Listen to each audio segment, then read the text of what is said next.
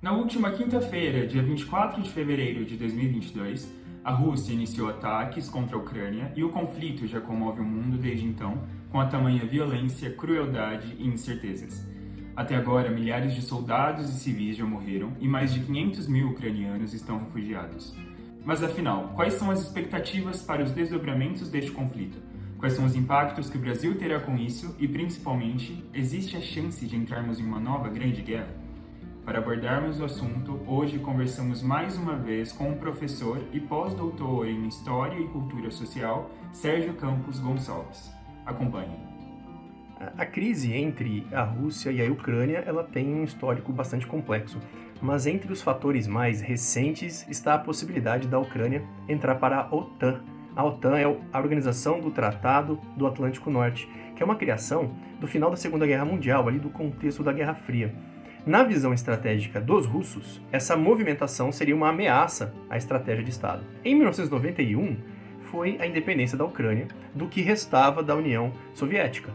A União Soviética eram 15 repúblicas e a Ucrânia, a sua região, era a segunda mais populosa e uma área estratégica importante, com agricultura, indústria, com uma produção de aparato militar, inclusive com um arsenal nuclear. Aí, em 1994, diante dessa importância, a Ucrânia fez um acordo chamado Memorando de Budapeste. Assinou esse acordo com a Rússia, com os Estados Unidos e com a Inglaterra, dizendo que abriria a mão das suas ogivas nucleares e que, em troca, Rússia, Estados Unidos e Inglaterra deveriam assinar esse tratado para respeitar as fronteiras e a integridade do Estado da Ucrânia. Em 2014, protestos dentro da Ucrânia derrubaram o então presidente da Ucrânia, que era aliado da Rússia.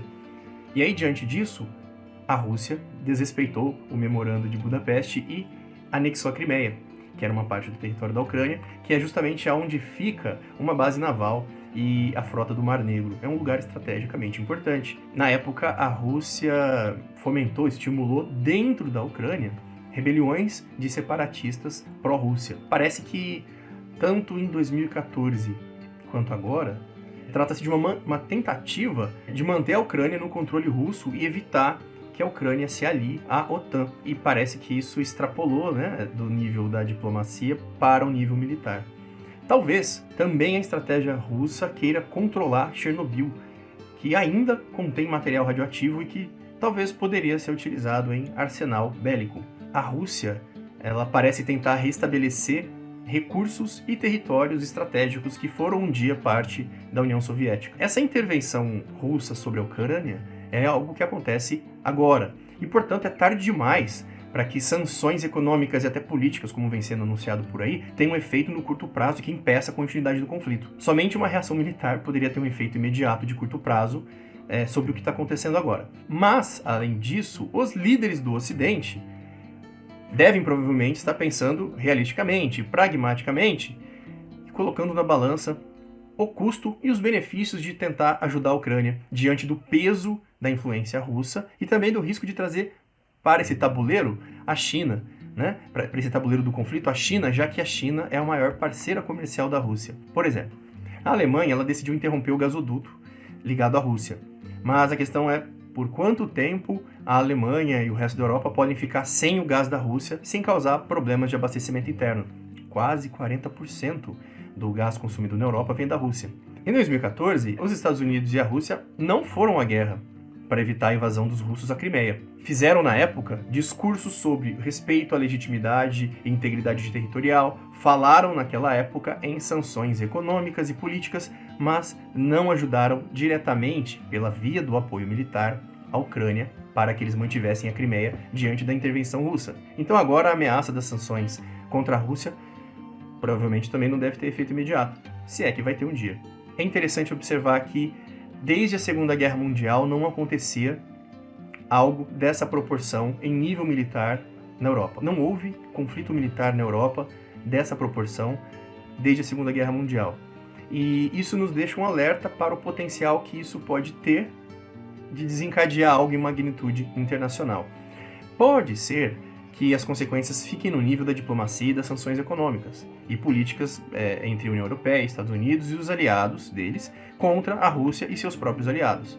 Mas Como há interdependência mútua entre os países, do nível econômico, acordos políticos, etc., é impossível prever isso agora. E por causa dessa interdependência global, talvez o cenário de conflito tenha consequências para a economia do Brasil. Por exemplo, a Rússia exporta fertilizantes, é um dos maiores exportadores mundiais de fertilizantes, e com isso o preço de grãos aqui no Brasil disparou. E além disso, o preço do petróleo no mercado internacional também pode subir e trazer consequências para o mercado brasileiro. Além das questões políticas e econômicas, temos também o cenário da nossa estratégia no posicionamento global. Podemos ter custos na estratégia do posicionamento global do Brasil devido ao fato do presidente Jair Bolsonaro ter ido lá na Rússia apertar a mão do Putin nas vésperas do conflito. Seja como for, e isso é importante, é muito cedo para ficar fazendo especulações e nós precisamos tomar cuidado. No calor do momento, há até quem fale na possibilidade de emergir uma nova ordem mundial separando o mundo entre Ocidente e Oriente. Há quem já saia por aí, inclusive anunciando que a Guerra Fria não acabou. Então, enquanto isso, devemos tomar cuidado com análises precipitadas que certamente vão começar a aparecer por aí no noticiário. Há uma avalanche de especialistas ávidos por publicidade querendo falar em imprensa a qualquer custo antes de ter como estudar o caso, já que não há muitos dados sobre ele. Antes de, no tempo, ajudar que a gente venha entender melhor o que está acontecendo. Então, tomara que a gente possa tratar desses assuntos com cuidado, sem causar problemas no nível da circulação de informações. É isso.